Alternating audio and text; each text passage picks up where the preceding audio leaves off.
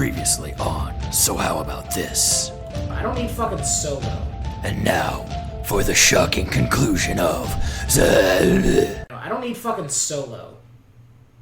You know what I mean? I don't need... that's the Han Solo movie that came out. Yeah. I enjoyed that, though. I was thinking so much about Mario Van Peebles. Right, that's what I was I was thinking that Mario Van Peebles was in a movie called Solo. He was, where he was a fucking government, cyborg. I don't think I ever saw it. Oh, it's so good. Is it? What, Mario Van Peebles Solo. Okay. Have you seen Rappin'? No. Rappin' is one of those awful movies that you have to see. It's amazing. Like Halle Berry's Catwoman. Everybody in the movie is always rapping. It's like a musical with rap, and then of course rap saves the day at the end of the movie, and then because that's what rap's known to do. Yeah. Right? Yeah. And then it's never divided. And then he's like walking down the street, and now everyone in the neighborhood's rapping, like the old Jewish lady, like doop doop doop doop doop doop. It's fantastic. Those are some fire ass bars. Yeah. But my argument has always been, don't tell me more about a story that I don't need to know. Don't remake a movie that I love. Take a film that had... Solo wasn't a remake. Solo was a side story, and it was beautiful, and I can't wait for Boba Fett. You. Whoa! Whoa! You were never able to get past the fact that he doesn't look that much like Harrison Ford. No, I'm not... So you can't masturbate to it anymore. Yeah. No, I can't... Sorry about your luck. Go watch Clearing Present Danger. I can't get past the fact that none of what happens in that movie makes, one, any sense when you look at Solo in the future. Two... How? Oh, give me a second. Two, let me get through this fucking list. Please let me tell you how you're wrong in so many ways. This would be an example of a movie I chose not to see.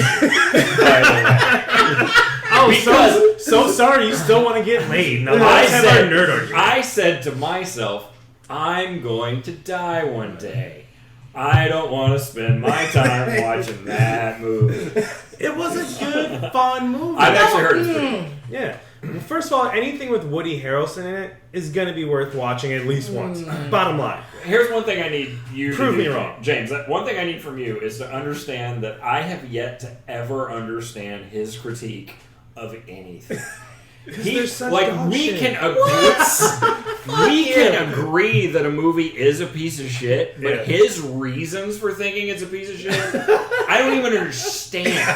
Like, how was that your problem with the movie? And it's always like one little sliver. Like I'm laying out in the war movie when you push the map with that flat thing, I'm like rolling out the map and going, here's why this movie is a piece of shit. This guy's going like, he should have had green hair. And I'm like, what are you talking about? That's what you had a problem with. He was a lawyer. Why should he have had green hair? Nice Patton Oswalt mimic, by the way.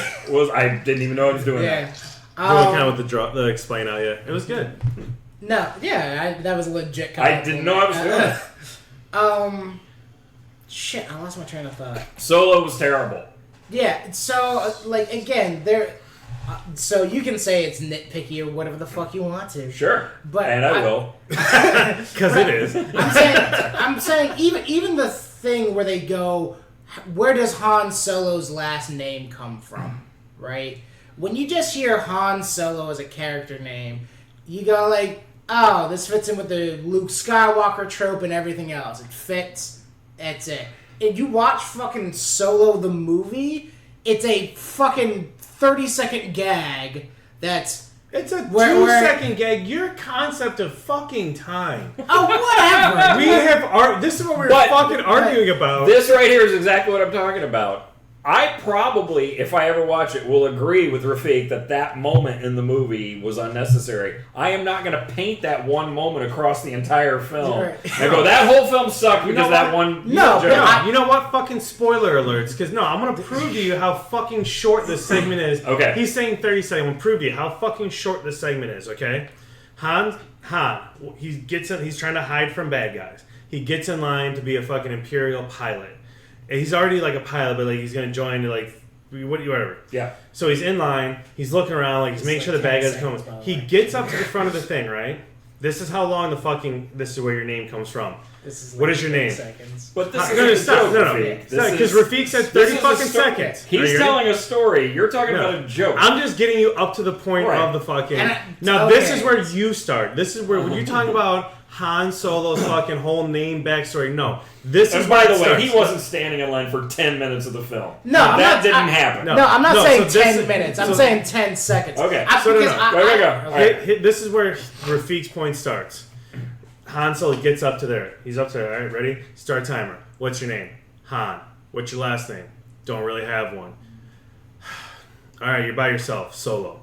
Done. Fucking done. Next scene. Literally, screen goes black after that fucking moment. Scene's over. Maybe 8 seconds? Maybe 8 seconds? My perspective when it comes to this is I include the aspects leading up to that because that has nothing to do with his name. That's part of the scene. He's running away from people. What has to do with his name is literally when they start fucking talking. Everything before is him hiding from the bad guys, and then they talk, and that's when you find out his name. But again, you're by yourself, solo. Rafik, I think you're assuming that the entire story arc of that point was just to name him. I would argue that, and I haven't seen it.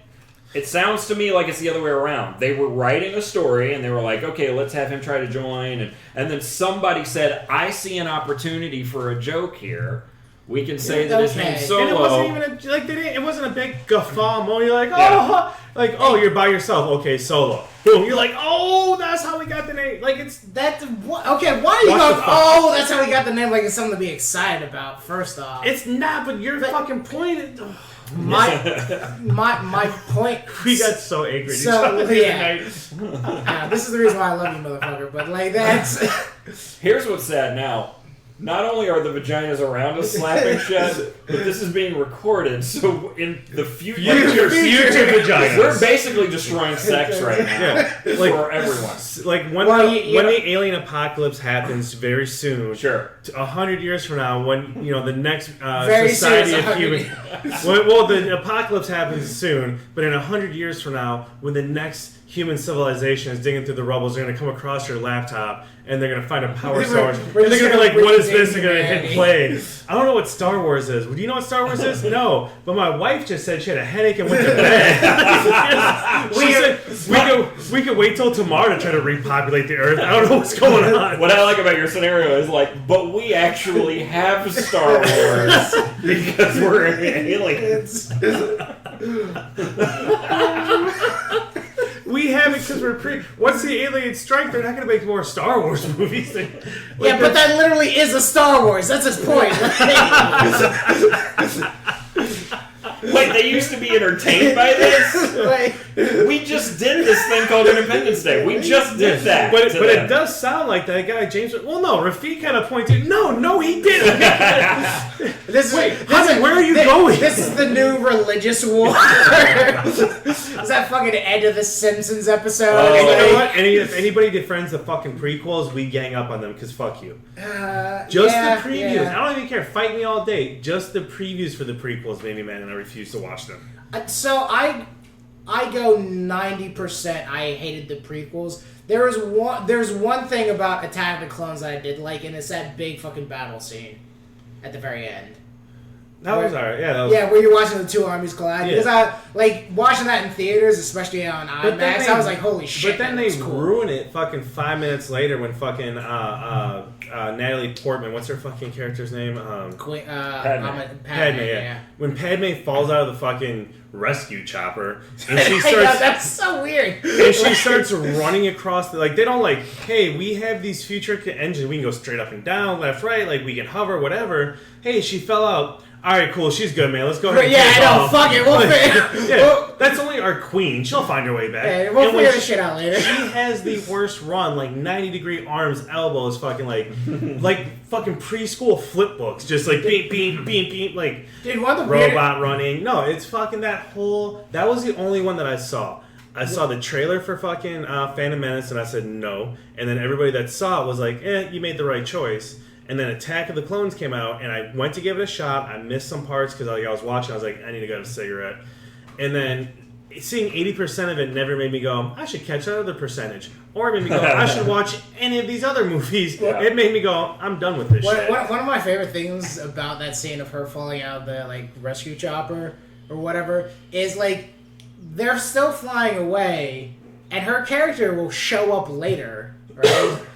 But the area where she shows up at later, there's no argument of like the distance it would have taken her to run there. So it's like, or how about the fact that, bitch, I'm your queen. Why did you just dip? Like, but because my thing though is like when you're just looking at the scene, you're like they're flying like let's say 100 miles an hour to this location off in the distance, and she shows up like 20 minutes later, and she runs like a stick figure. Yeah, it's like did she just Terminator run the whole way there? Like, I am greatly entertained by the fact that you have picked just one moment of the prequels as if like that's the. Oh no, there's plenty of others. I mean, what the fuck? That's just the quickest one that comes to mind. Yeah, I know. There's plenty of others. Nonsense. But I mean, how we just picked out 9 points in that fucking scene, 30-second scene to be like, no, this was dumb, that was really dumb. What the fuck was happening here? And that was like, that's just a very easy point of the movie to go, all these things wrong with this one little quick part. How do you think they done the rest of it? Oh, the whole movie. All three of them are just pure nonsense from beginning to end. No, they're awful. Right. But, who doesn't love vaguely racist caricatures as primary characters? But back to Rafiq's point, they should not reboot Bad Boys.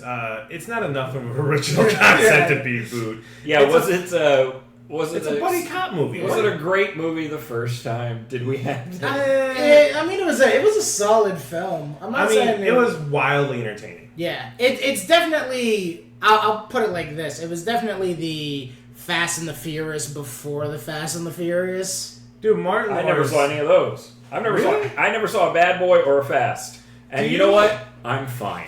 I don't need to see any of them. I'm okay. No, well, Bad Boys 1 and 2 were great. You don't have enough misery in your life, Yeah. so I got to bring you down to my level. Bad Boys 1 and 2 were both marvelously entertaining. Okay. Tons of quotable lines.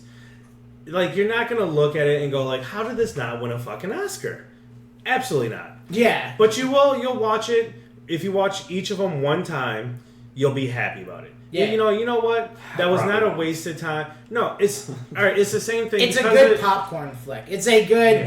Hey, TNT is playing it on a Friday night, and I got no place to be. Let's watch it. And to go back, you said you loved Suicide Squad, the comic books. Suicide Squad, the movie, is the exact same thing. If you go into it with no expectations, or at least very little, I went into it going, "This is a movie." About somebody shot actors. This is a movie. Yeah, that's about it. This is a movie. Comic book characters. Okay, go. There are like people, that was places, and things in this movie. I can enjoy that. Now, like even as a mild observer, I will tell you the way they did Killer Croc was fucking horrible. Like it wasn't even. It wasn't how he spoke or even the little backstory. It was just how they shot it. Like which is as much as they can do with CGI and as much CGI as they did with the other characters and shit, they pretty much was like, all right, here's a big head that's somewhat lizard-like and a skinny ass body. Like that was fucking Killer Croc. Like he was 6'2" in the movie. He wasn't like the 6 foot or the 7 foot monster. They could have done so much more with him. They didn't do anything. What was that dude's name? Boomerang was useless. No, but he dies in the very beginning of the film. It's like Ripcord or whatever. Slipknot. Yeah. So just to paint a picture of how fucking terrible this scene is. I think I know what you're talking about. Right? You had this explained to me before. Oh yeah, about how he just they straight up wanted to be like his purpose was to demonstrate to the other ones I can blow your head up. Yeah. Right. Yeah. And it's one of those like every time they showed that in like the animated versions or like the comic books or whatever, it's usually like a tense scene with like Amanda or someone else. And this one he's basically like, well, peace out guys, zips away, head blows up, and you're like he throws an elbow at a guard. Like, is his whole getaway plan. He's like, I'm gonna elbow this dude and then propel to the roof. And like none of the other soldiers even raise their guns. The one guy in charge is just like, really? Okay. Yeah, right? Boop, boop, boop. Boom. It's like, I can see you, dude. Like, Yeah. you didn't hide or nothing. Like, Yeah, like we were just walking on the street. There wasn't like a tense battle. You were slipping out the Yeah, back no. door. But it was just boom, elbow, repel. right? Yeah, like literally all of them just started like might as well have been giggling. Boom, like. But overall, it is an entertaining movie.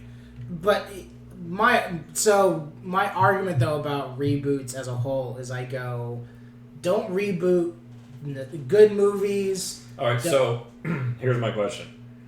I've probably asked you this before. How do you feel about like Seven Samurai becoming Magnificent Seven? Well, so that's one of those things, kind of how I feel about like. I slurred my way through it. Magnificent Seven. No, it was I'm About- not familiar with Seven Samurai. I'm Seven familiar Samurai with. is a Kira. Help me. A Kurosawa. Kurosawa movie. Okay. Black and white samurai movie. Okay, I'm familiar with the genre. Magnificent Seven is an absolute remake, all the way It's a down Western. to, all the way down to. Well, there was an original Magnificent Seven Western. That's what I'm talking about. I'm not talking about this new bullshit. No, by the way, the new one is fucking so good. Is it? Oh my god! Look at the fucking cast. Okay. Vincent D'Onofrio, Chris Pratt, Denzel, Ethan Hawke. Who's the fucking guy that plays Billy Kay? The Chinese guy. He's Glenn from The Walking Dead. No, that's not Glenn from The Walking Dead. That guy's in a lot of kung fu movies. Not Glenn from The Walking Dead, the guy in fucking Magnificent. Anyway, it's a really the original Yul Brynner Magnificent Seven. Okay. Is a remake all the way down to there's a guy in that movie who's like crazy and animalistic. Okay. There's a samurai in Magnificent and Seven Samurai who's crazy and animalistic. Okay. Yeah. It's a complete Fistful of Dollars. That's Yojimbo. Yeah. You know, stuff like that. That old spaghetti western. Again, I. So you're okay with that? You're okay with taking Yojimbo and turning it into a Clint Eastwood western? Yes, because to me, I kind of look at it as the same way people do the Three Musketeers, Okay. where it's like, all we need for this movie is we need to have 4 dudes, one of which who is not a musketeer currently, and 3 guys who are musketeers, and go. Right? Everything else that happens after this point is the 3 musketeers But doing the thing. it goes deeper than that, though, because if you watch Yojimbo and then you watch Fistful of Dollars, I mean, it is the exact same film. Yeah, no. Again, I have no problem changing the thematic genre of it Okay. and keeping the main plot points. You know, you see what I'm saying? If you take the 3 Musketeers and you set it in like 1940s gangland, Right. I go By the way, Yojimbo did that. There was a Bruce Willis movie called Last Man Standing, right, which and is I go Yojimbo. and I go that's fine, right? Because you're telling me, even though you're telling me the same story, you're telling me it in a new fashion that's interesting enough that I go like, okay, cool, kind of like a what if. Mm-hmm. So you Right. enjoyed Leo and Claire Danes in William Shakespeare's Romeo and Juliet. I'm saying I could.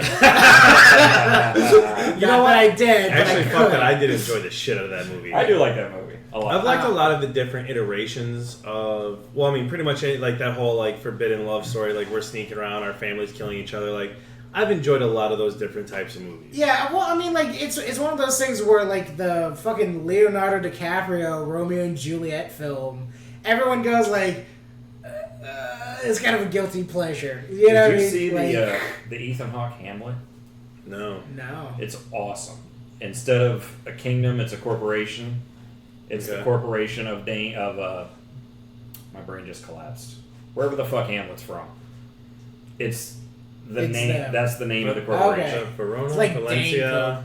It's not one of those. No. I can't remember. Anyway, they're all doing the Elizabethan Venereal. language, but it's modern dress, cars, That's right. and Bill Murray's in it, and I can't remember the character's name, but the girl who kills herself, Ophelia, her dad. The whole joke in the play is that he never shuts up, and everybody tries to like get him to shut up, and he won't. Right. So he's that guy, and he is doing the Elizabethan Shakespearean language, but he's doing it in a Bill Murray cadence. Nice. I mean, it's the most amazing thing you've ever seen. It's Bill Murray's voice, Bill Murray's mannerisms, Right. Bill Murray's rhythm, doing Nice. full Shakespeare language. It's unbelievable. Dude, Bill Murray is just... If he's not one of the greatest human beings to ever walk the face of this earth, like... See, but this is what I'm saying, is I go, that's an interesting enough take that I go, like, I would watch that movie. I don't need you to rehash... I don't need you to be like, this is the story of how Terminators do with it, because I go, like, you're not doing anything so far-flung but again, from when the you're first talking Terminator movie. Again, I go back to what I said before.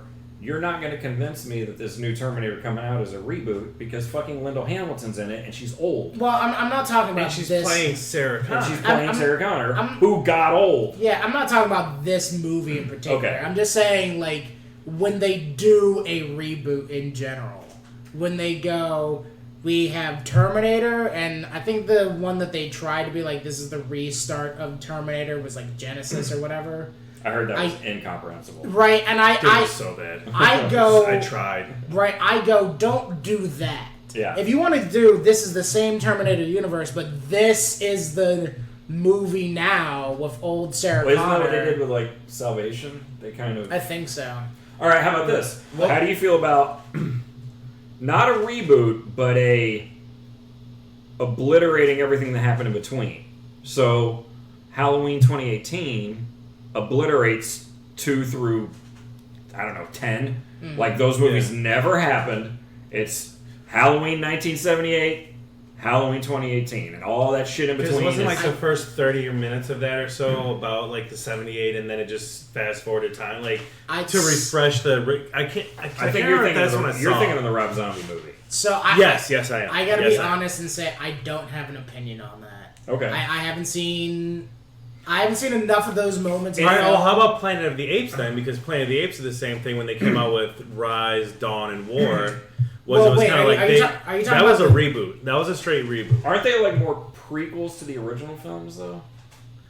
Yeah, I guess because they kind of changed some of the history with just so far of how it happened. But in those, because there's a lot of space travel with the original series. Isn't there actually?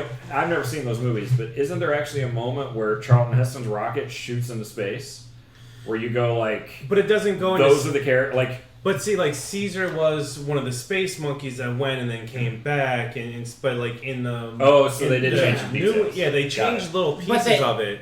You see the rocket go off, but it was more of like a shout out to the movies because I don't even think. But even I at have to that, rewatch, but I don't think the rocket actually made it out of the atmosphere. I think something happened and it exploded. But I think, but even at that, like these movies are telling the stories of the apes. They're not telling the story of dude who came to a planet full of apes. Right. You know, I'll give you that because that's I go. There's like an origin reboot, I guess. Right, and again, I go. That's a different story. I'm down for that. The thing I keep on trying to get to is like, and that's the thing I want. So you're not okay. Hold on. You're not okay. You're not okay with Rob Zombie's Halloween because it's a reboot. But the new Halloween. So there's 3 movies just called Halloween. God damn it. Right? Rob Zombie's Halloween is a full reboot. But the new Halloween is not a reboot, it's a sequel to the original Halloween. Yeah, more along those lines I'm okay with. Here's the thing. I would give Rob Zombie enough creative license to be like, I would watch that because I know he will go in a much different direction. Okay. Because for me, when I watch a film, I go, every single scene is a painting. Right? Every scene, everything you watch, every little thing about a movie should be leading up to the climax of it. When you see a dude knock a glass off a table... You like Chekhov's gun. Yeah, basically. Yeah. You know, when you see that... I really was going to be like the smart guy who threw you off with that, but you totally knew exactly what I was talking about, and that broke my heart. I'd just like to add that all background noises have been provided by my alcoholism. Oh, good. Please continue. We started this episode with the alcoholism. Right. I have a problem. Please continue. Oh, I'm a mess. Don't worry. We'll make fun of it anyway. That's what we do, baby. Yeah. By the way, I'm an enabler. And Hi, my name is Rafik. How are you doing? Have we met before? If it makes you feel any better, you threw me off with Chekhov's gun. Because I've heard the name, but I couldn't think of the actual gun movie is itself. the idea that if you go out of your way to show me that there's a gun on the wall, that gun better fire later.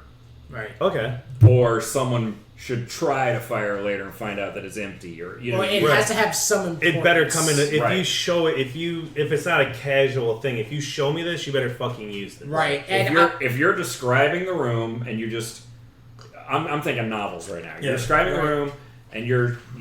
Oh, it's a wide open space. There's a wide open space, and rifle hanging. he's got some knickknacks there. But then suddenly I focus on this knickknack on top that looks like a bunch of swords or whatever the hell that is. Right. If I've gone out of my way, those are sex toys. if I've gone out of my way It's a bunch of spears. to say in the narrative that there is a sword sex toy on top of Rafiq's, like that thing needs to come into play later. That's called Chekhov's gun. So are we writing our erotic fiction right now? Is I that what's about to mean, happen? That's It's how going it to be. starts. It's going to be a reboot of several films.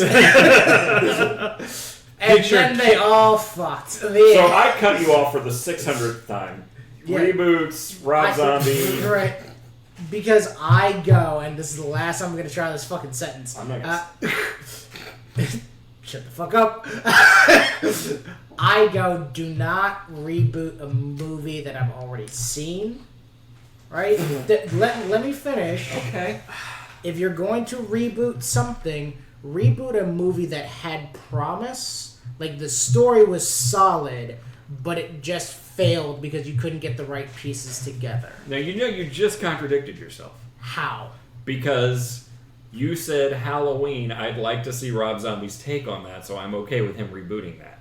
Again, I said the only reason why I'm okay with Rob Zombie is because I go, Rob Zombie is going to tell, even though it's the same story, Rob Zombie himself as a director is known for going so wildly left into the right that I go, this is not going to end up being the same story. Sure. He's going to have the same script in front of him, but, you know, he's going to be like, oh, they mentioned cannibalism at this point in time, but they never really touched up on it, and then Rob Zombie's going to do a 15-minute scene where you watch cannibalism. Okay, so if we're sticking in the horror movie genre, there have been no fewer than 8 Texas Chainsaw Massacres, probably. I've seen almost all of them. Almost all of them are different stories.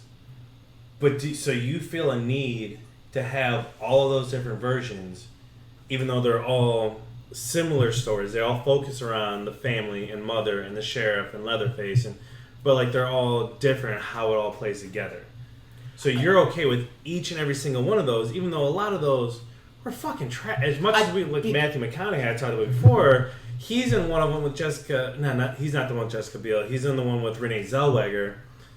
That's One a of the whole early fucking ones, right? Like 2 or 3? Yeah, no, that was Maybe 4. See, it was shortly after Jerry Maguire. Because like she was like, you know, at the peak of her popularity, and they thought she would help the movie. That fucking did not. That's my point though, because I go, this is a moment where you didn't get the right pieces together. But the original is one of the top horror movies of all time. Yeah, so I go, the original stays because you managed to get all the right pieces together and an original story, and you did things. It sounds more like what you're really saying is that you can't abide by a reboot of something we all agree is fine. Yeah, that's what I said at the beginning. Yeah. Did you? He kind of Yes. did. As much as I hate his sense of time, he kind of did say that. Okay, fair enough. So it's not a question of don't redo it. It's a question of that movie was fine as it was. We all agreed, we all agreed that 1984 Ghostbusters was fine. Right. You didn't need to reboot But see, that. if but we don't... another shitty movie came out in 1984 that we've all seen. We all don't think that Teen Wolf is fine. Right. Because that movie sucks. Oh, shut your dirty mouth, you fucking pagan. But here's my thing, right? I go, let's the three of us say Teen Wolf is not okay. Yeah, I right? will absolutely not.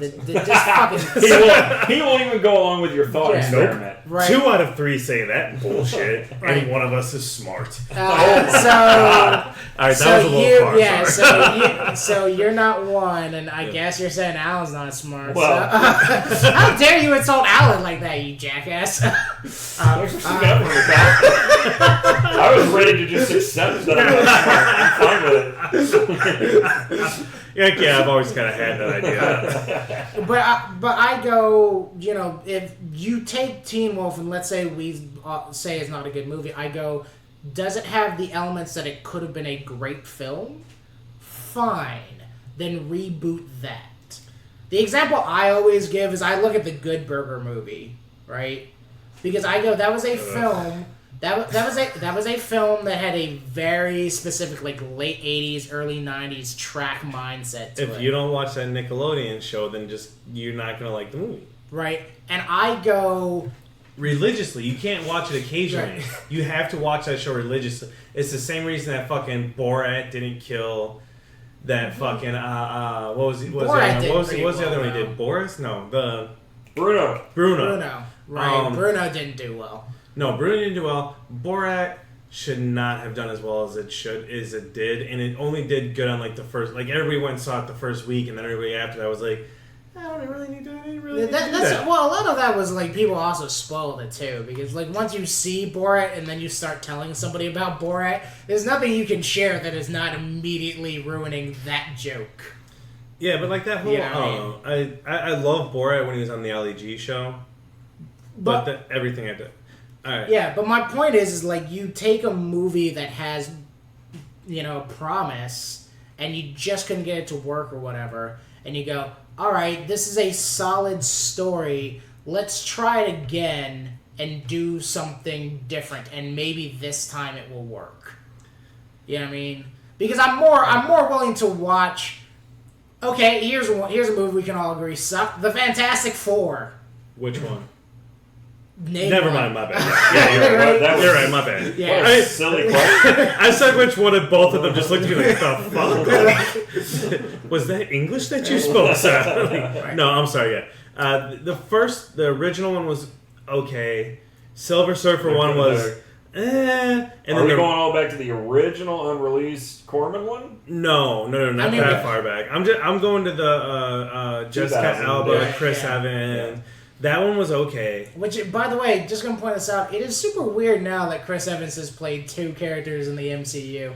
So many guys have done that at this point, it's not weird anymore. I guess. What's really funny is that Chris Evans went from the Human Torch to the greatest, hero. Right, yeah. And then Michael B. Jordan went from the Human Torch to possibly one of the best villains that we ever had. Yeah. Because Killmonger and Thanos, I think, are 1 and 2 for the best MCU villains so far. The only thing that I didn't like love James Spader too. He's so good. The only thing I didn't like about Killmonger is there's a couple moments where I was sitting in the audience and I was like, I fucking get it, dude.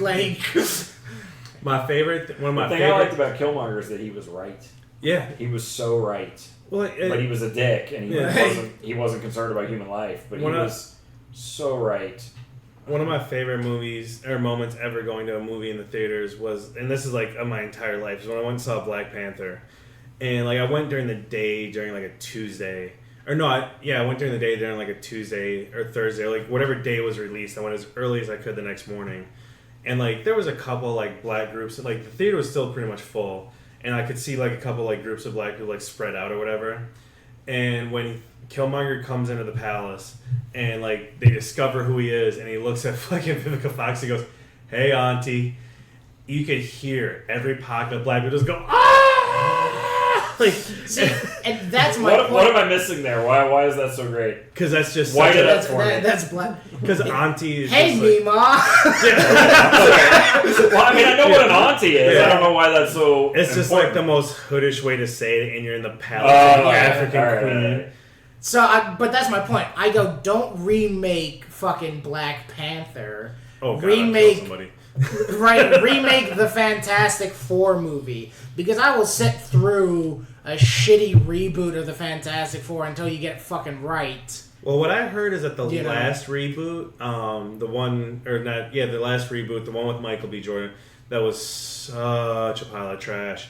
The only reason it got put out is because they were up at the end of their contract with Marvel. Yeah, Fox was, and it's if you don't make a movie every 7 years, and it was like at the 6-year mark, and they're like, it's something like, but basically they put out the movie in like way less time than they should have. Like they just pushed out a script to keep the name, and they were planning on rebooting it immediately. But then all the buyouts started happening, so they're just like, oh, this is a way to get a paycheck. But that's my point. I go again. Don't fucking do another Black Panther movie. Do another Fantastic Four and get it fucking right this time. Stop half-assing it and do a good movie, because then I'll go, great, now I don't gotta fucking see these anymore. You told a great story. Or you told a great story. What happens next? Right? I gotta reboot and... Stop rewriting... So, yes, reboot Green Lantern. No reboot Black Panther. Yes. That's your overall point. Exactly. Right. Because I go, Green Lantern has potential. Yeah, Green Lantern could be great. Boy, did you fuck this up. Right. Alright? So show me the film that I know is there. Hands down, my favorite moment in Green Lantern was bad guy. I've only seen it once. Bad guy with a big head has attacked a party. It's a whole group of people. They're at a party. Yeah. Huge party. Green Lantern swoops in, saves the day, and then the very next thing you see is bad guy is back at home in his apartment. Green Lantern didn't chase him down. Nope. Nobody said, hey, where'd that guy go? And he went, I guess I'm going to go home and take me a little nappy poo. Oh, that movie was so... I love Ryan Reynolds, so I will always give him the benefit of the doubt. And I've watched it a couple times, but I'm just like, this is so... I have seen the Green Lantern movie twice. The first time I saw it because I was genuinely like, I want to watch this film.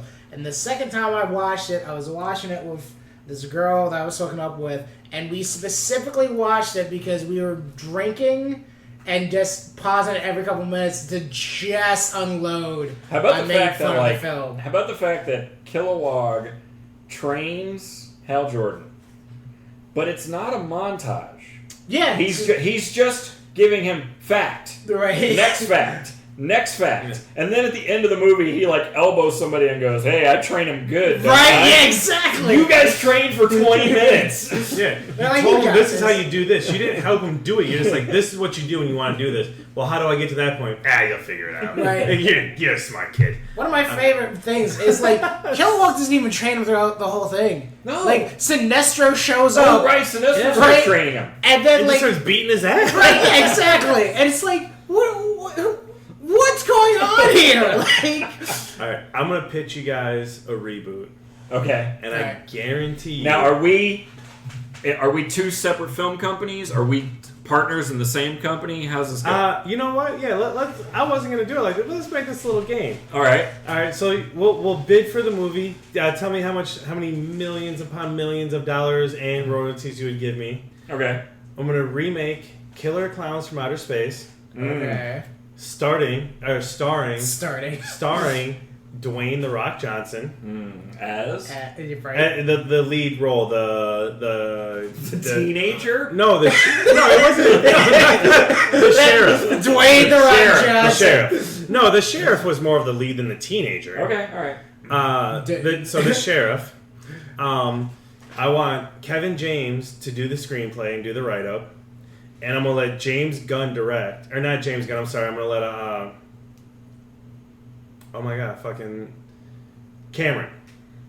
James Cameron. James Cameron direct, and I'm gonna let Cameron and or no, not Cameron. What the fuck am I? Joss Whedon. Sorry. Joss Whedon. Josh Whedon. So Joss Whedon So directs. Kevin James. Kevin Smith.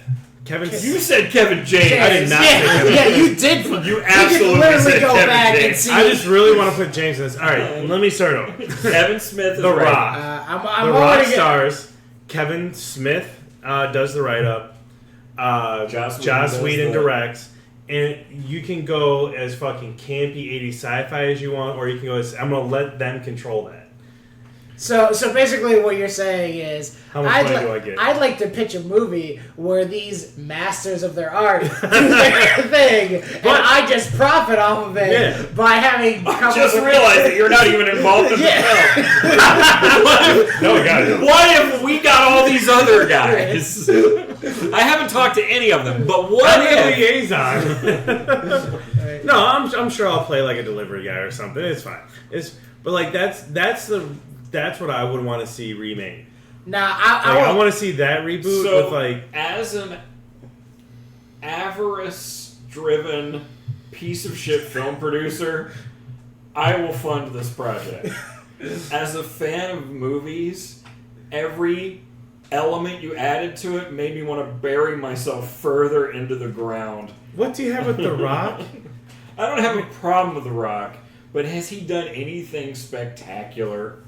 Have you not seen Jumanji Welcome That to the I have Jungle? not seen. I've heard it's great. So I literally went into it with like, this is probably gonna suck.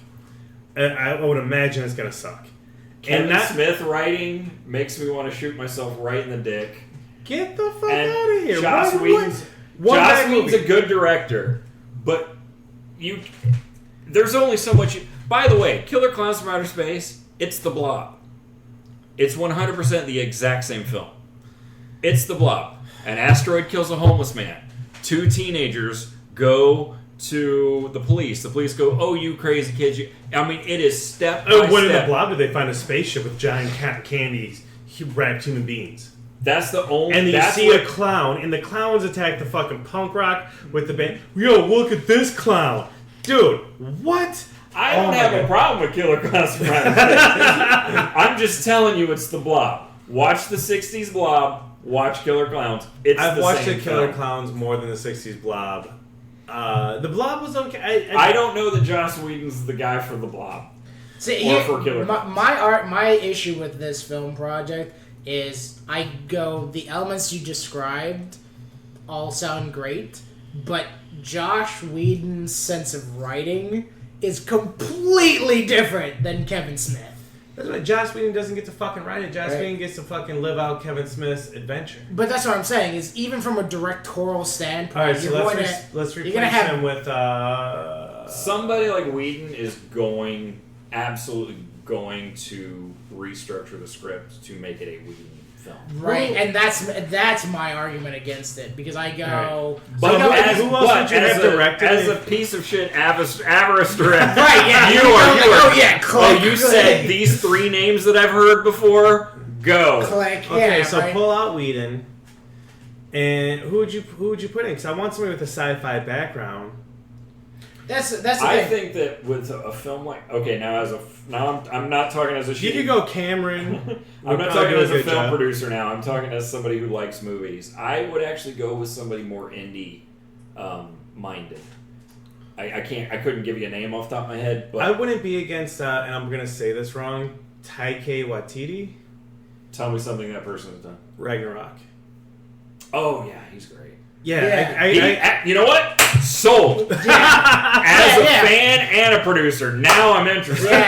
He would be perfect for that film. Because when I first thought of this remake, Ragnarok hadn't come out yet, but now, like, as soon as you said more indie, I was like, he kind of got that, because he had done smaller shit until the Ragnarok, and they gave him full reign, and he fucking crushed it. Even the little bit that he got to handle for fucking Endgame was magnificent. Speaking of which, did you Ragnarok, I don't even know how much of that movie I processed, because it was so Jack Kirby that I was spending the entire film going, oh my god, this is the movie I've always wanted to see. I no longer even cared what was happening. I just watched it again the night. It was it's so like, good. fuck me, Jack Kirby comics are finally on the screen. For real. I remember when you saw it, you sent me a text message going like, this is all Jack Kirby. I love this. And I was like, wait until the Eternals.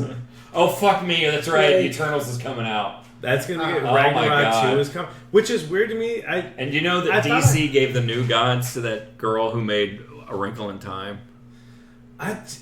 Do you know how tragic that's going to be? Look, I read A Wrinkle in Time was one of my favorite books as a child. I even reread it once as an adult, and I loved the fucking book. And the movie came out, and I got stupid excited. And then the first person that I know that, like, we had talked previously about, like, how much we enjoyed the book as children, they just, like, before I got to see it, they're like, dude, don't. And I was like, cool, sad. Really sad, but I'm not going to see it. You don't want to see So Oprah basically what's going to happen is... what's going to happen is Marvel's going to make the Eternals movie, and it's going to be done right, and it's going to be like, oh god, Kirby is all over the screen. Oh, Kirby is blowing a load in my mouth right now.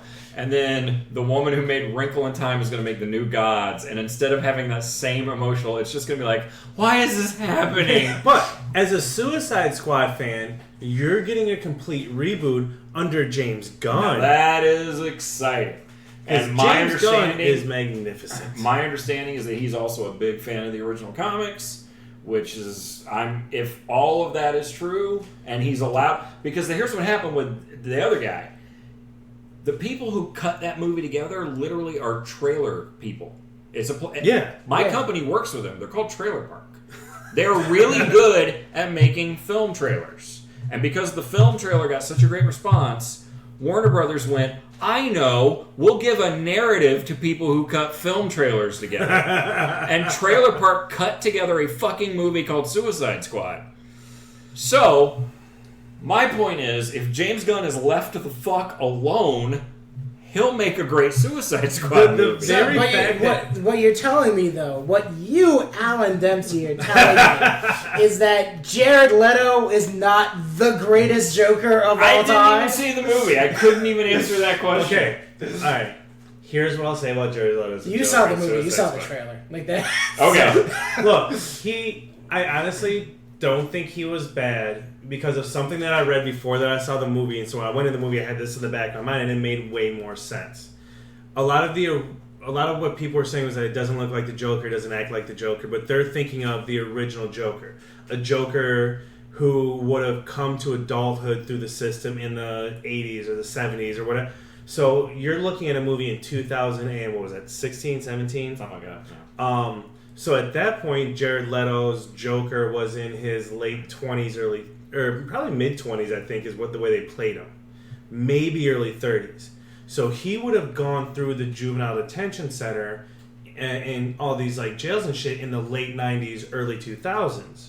So he would have been extreme! Well, no. But like, having tattoos. Instead of stealing fruit pies from Batman, here's your Go-Gurt, Batman! Well, no, like, I'm not, because he doesn't go all that far, but like, getting tattoos, getting silver fucking over your canines, the things that, like, he did in the movie, like that made him look so different, if you think about it in the aspect of the time that we're in, that's how a character like that would look, because he wouldn't give a fuck about societal norms. He would go more outrageous. He wouldn't just dye his hair green. He wouldn't just have he'd have the fucking hand, the smile tattooed over his fucking hand. He'd have the things that he has in the movie. I get that, but I feel both him and Harley are just fucking psycho candy. That's all it is. That's what the people love about those characters so much, that they're so unpredictable and so mentally unbalanced. Yeah, but I think that the thing that I hear exactly what you're saying. I'm not even disagreeing with you. But if you look at the Joker as the being of pure chaos, right, that's what he is. He saw Batman and went, "That guy's pure order. I want to be pure chaos." Any version of him comes from that. Right. So this guy who is insane, who laughs a lot, who has this chalk white skin that people call the Joker, he started to use it as a brand, and he wrote ha ha ha all over his arms. It's not because he's actually having an emotional insane reaction, it's because it's become like his trademark. Yeah, like he's an influencer on Instagram. So he's written ha ha ha. He's written the word damaged across his head. Which is to obviously contradict, like, I'm laughing but I'm like, it's just one of those things where it's like, this is who I'm putting it out there because I don't give a fuck what people think, like, and again, I get the point that you're making. It kind of doesn't make, because it's like a brand. And so, but I'm looking at it. It's not a brand. It's just him getting people get tattoos. So I'm going to get this tattooed. I'm going to get this. In my mind, because I didn't see the film, but I thought if they're going more for he is a gangster who is playing up an image, and part of that image is getting the tattoo on the hand and the ha ha ha on the arm and the damage across the forehead, that to me made total sense. Like, he's playing with this idea that I'm the crazy guy. Yeah. You know, that I'm fine with. But to tell... Because, again, I don't know if that's how he was portrayed in the film.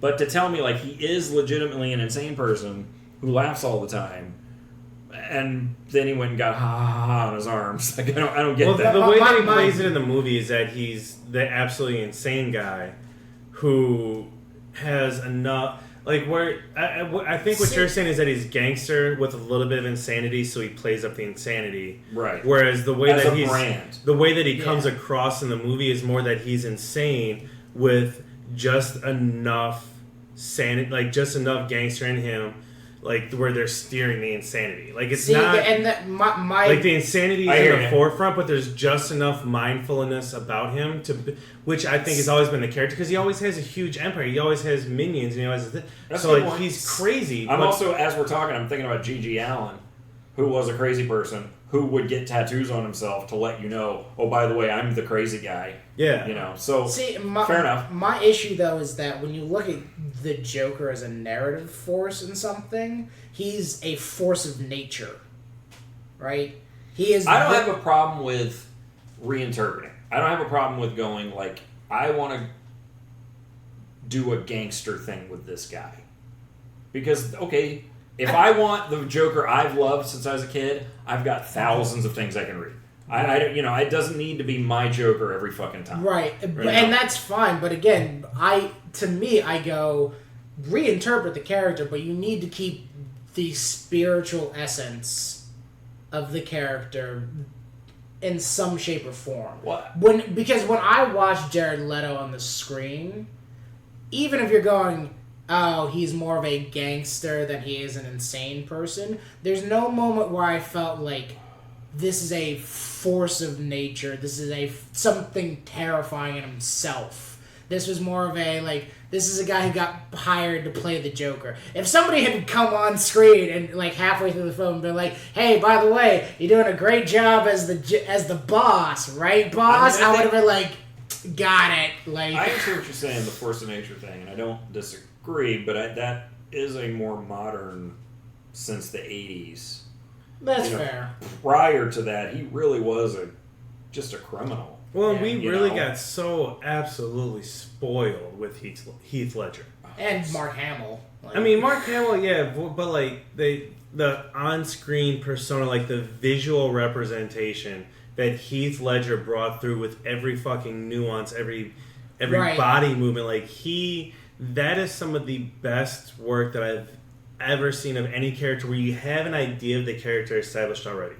Like, and this is across all genres, all movies, books, comics, whatever. When you have at the very least a vague idea of what this person or who this person is, and then to see something on screen that just changes the entire history of that character for you.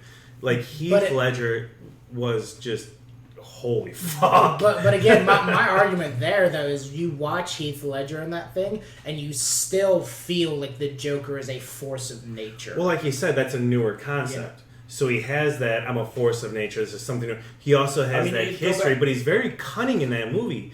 Because what does he say in that movie? Go back to the animated series. He's a gangster. Yeah. You know. But again, there's no point where I watch the animated series and I don't think the Joker is a force of nature in that either. But look, in the movie he says, I look like a guy with a plan, I'm a dog chasing his tail. Yeah. But if you look at the movie, the entire fucking movie from minute 1 to the left is a plan.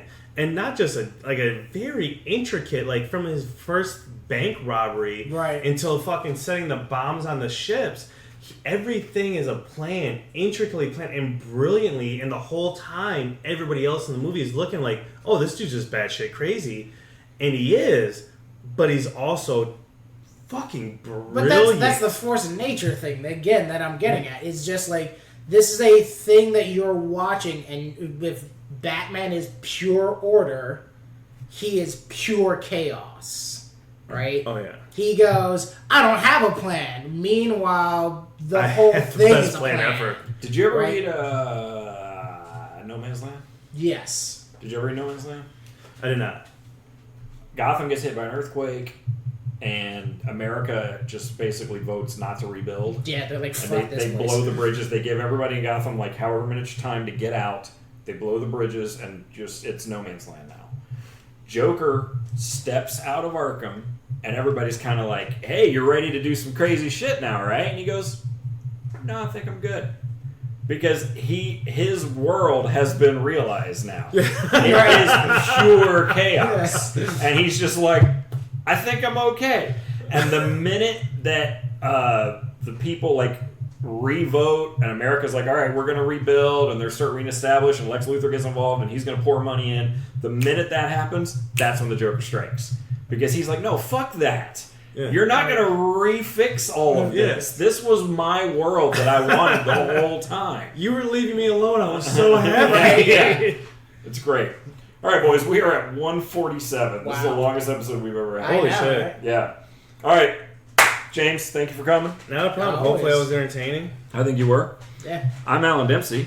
And I'm Rafiq Shaheen. One more time, this guy is... James Bailey. Follow me on all social media, James Bailey, haha. James Bailey, shows coming up? Anything you want to plug? Anything that you recently? We don't know when this is coming out, so if you say anything real 8th, recent. August 8th, I'll be at the Improv. I'm doing a guest set. Matt Fernandez is headlining. That'll be a fun night. Always check out Zebra Corner on YouTube. We do hilarious parodies of Chevy commercials, of any commercial. They're like, oh, these are real people and not actors. We're like, bullshit, and we shit all over it. Mostly Chevy, because they're such easy targets. Like Zebra Corner on YouTube, you'll fucking love it. I got shit in Wisconsin. If you guys got listeners in Wisconsin.